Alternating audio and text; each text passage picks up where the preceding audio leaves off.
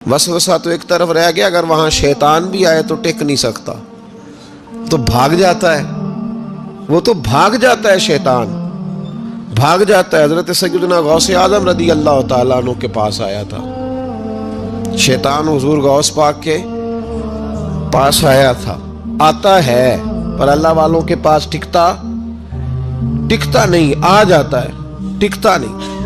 حضور غوث اعظم رضی اللہ تعالیٰ عنہ نے 40 سال اللہ کی عبادت کی، 40 سال۔ یہاں بھی لوگ بڑے پریشان ہو جاتے ہیں، کیسے جی کیسے کر لی؟ تو میں نے کہا قرآن پڑھو، والذین یبیتون لربہم سجدا وقیاما، وہ راتیں گزار دیتے ہیں اپنے رب کے لیے سجدہ کرتے اور قیام کرتے۔ تو یہ قرآن کی نص نے جب بیان کر دیا، تجھے کیسے شک ہو گیا؟ جو قرآن کی نص بیان کر رہی ہے کہ اللہ کے کچھ بندے راتیں سجدے اور قیام میں گزار دیتے۔ حضور غوث اعظم نے 40 سال عشاء کے وضو سے فجر کی نماز ادا فرمائی۔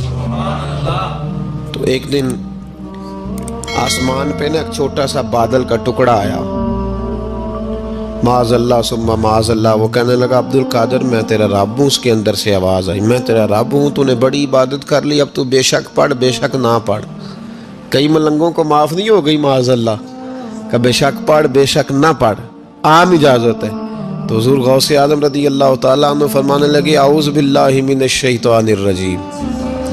جب آپ نے یہ پڑھا تو وہ سامنے آ کے کھڑا ہو گیا، کہنے لگا عبد القادر آپ کو کیسے پتہ چلا کہ میں شیطان ہوں؟ تو آپ فرمانے لگے پاگل، مجھے کیسے پتہ نہ چلتا؟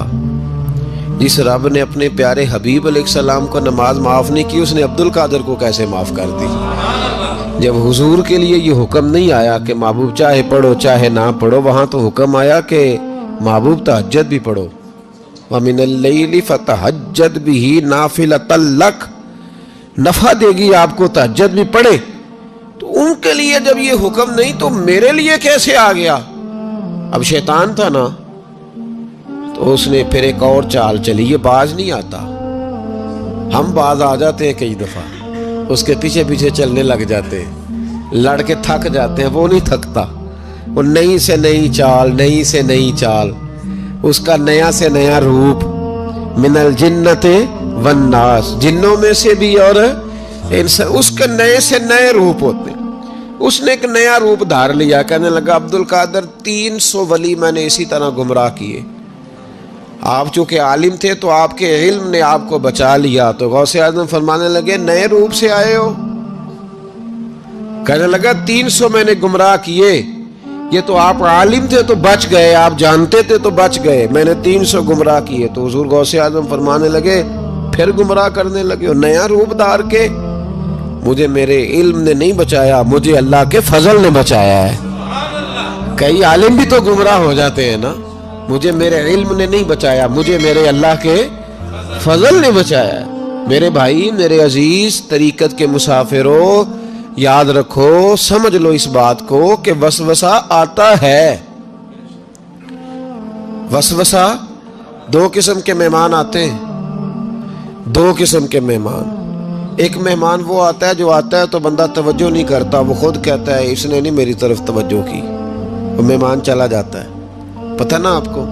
اور جس کو بندہ اٹھ کے سینے سے لگائے اور اس کے ساتھ گفتگو شروع کر دے، وہ مہمان جاتا ہے تو بیٹھا رہتا ہے، وہ تو نہیں جاتا۔ تو وسوسہ آتا ہے، جو تو توجہ نہ کرے اس کا چلا جاتا ہے، اور جو سینے سے لگا لے، سوچنے لگ جائے، غور کرنے لگ جائے، اس کا وسوسہ بیٹھ جاتا ہے، اسی کے پاس رہتا ہے، دوستانہ کر لیتا ہے، کئی دفعہ تو بالکل مکان ہی ساتھ بنا لیتا ہے، ہر وقت کوئی نہ کوئی بات کان میں، ہر وقت کوئی نہ کوئی بات کان میں۔ کیوں وسوسہ آتا ہے؟ تجھے کیسے آ گیا؟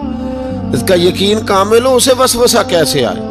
جس کی توجہ سیدھی ہو اسے وسوسہ نہ چھڑ یار دا بوہا، نہیں تے ہو جاویں گا روگی۔ جیڑی بکری اجڑوں وچھڑی او بگیاڑا جوگی۔